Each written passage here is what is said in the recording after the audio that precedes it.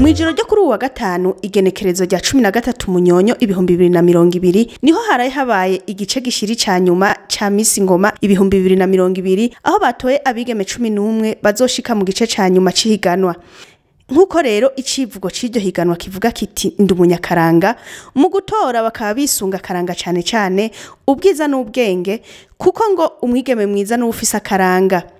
Abo bigeme rero 11 bagize amahirwe yo kuja mu gice ca nyuma cihiganwa akaba ari Bigirimana Keti Merveille, Dushime Dus Darel, Himbazwa Krista, Dushime Dilaivani, Irakoze Vani, Ishimwe Vanessa, Ange Gloria Nibitanga, Ndayishimiye Audrey, Niela Anne na niyo yonyene Adele. Ivyo birori vyatangujwe n'ijambo ry'ikaze rya buramatari w'intara ya Gitega Venamani Rambona vyari bihagarikiwe n'umushikiranganje w'ubutungane Janine Nibizi asanzwe ari n'imvukira y'intara ya Gitega.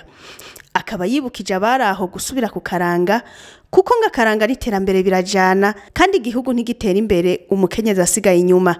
Yibukije kandi gituma iryo higanwa ry'abigeme b'Igitega bagise Miss Ngoma. Muramumva icivugo bavuga bati umukenyezi ni maboko igihumbi. Urashobora kuva kwigisha abigeme kwirinda indazindaro wabivamwo ugashikira mu vyiwawe mu rugo ukabikora kandi ukabikorana umutima kivyeyi. Hariho wavuze ngo umukenyezi afise umutima munini, afise umutima wagutse, afise umutima wakira ikibi n'iciza, afise umutima umuntu wese amushikiriye aronka uruhukiro, yaba umwana, yaba umufasha wiwe, yaba umushitsi, bose ategerezwa kugira umutima wagutse kugira ngo ico kibanza muri we kiboneke. Niwe mukenyezi rero. Akaranga rero n'iterambere ku mukenyezi bitegerezwa kujana. Ikindi bavuze ni Miss Ngoma. Je namye niyumvira nti none kubera iki batoye Miss Ngoma? Ni muri Gitega.